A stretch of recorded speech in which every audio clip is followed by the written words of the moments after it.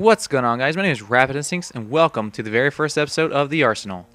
In this episode, we're going to be going over the M16A3. The M16 fires a 5.56 by 45mm NATO round with a rate of fire of 800 rounds per minute, with a magazine capacity of 30 plus one in the chamber before emptying your clip, and is also the default assault weapon. The setup I personally use for close quarters is the reflex red dot sight or holographic with the foregrip and suppressor. And for mid to long range, I go with the ACOG or PKA, foregrip, and flash suppressor. The M16 is an assault rifle, so it shines at long range, but it's capable of close quarters combat as well. So in close quarters combat, go fully auto, but at long range targets, do burst fire of 3 to 5 shots and you'll be dropping enemies like flies. When taking out long range targets, you're going to want to use an optic that magnifies. The ACOG magnifies at 4 times and is opened by 10 kills using the M16. The PKA is unlocked after achieving 350 kills with the M16, but has less zoom than the ACOG but is faster at aiming down sights. Using a flash suppressor is a good tactical way of taking out long range targets, so that way your muzzle flash isn't seen and your range isn't decreased like it would be with a regular suppressor. But having a flash suppressor equipped on your weapon will decrease accuracy when fired in fully auto. Equipping a foregrip on your weapon reduces vertical recoil. The M16 already has little to no recoil, so with a foregrip you'll have no problem staying on your target while firing on them. The M16 already has a really good hip fire accuracy, so equipping a laser on it is not necessary. But if you're looking to play aggressive, go ahead and equip the laser sight to have a little more assurance of taking out that target.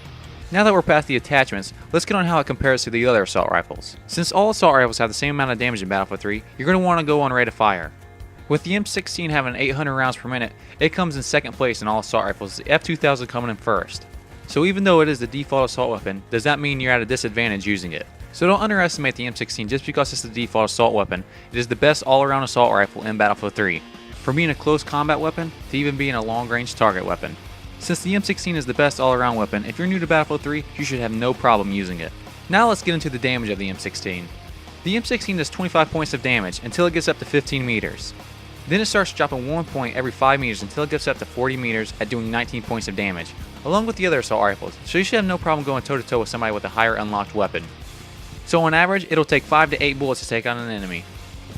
So again, do not underestimate the M16. Now time for some history on the M16.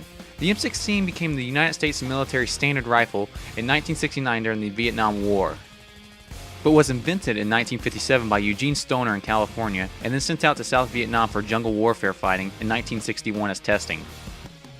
And since then there have been different variants of the M16 made to date, the M16A2, the M16A3, and the M16A4, which is used by the military today since 2004. So that concludes this episode of The Arsenal. I hope you guys enjoyed it. If you have any comments about this episode or suggestions for the next weapon in the next episode, feel free to comment below, and I'll talk to you guys later.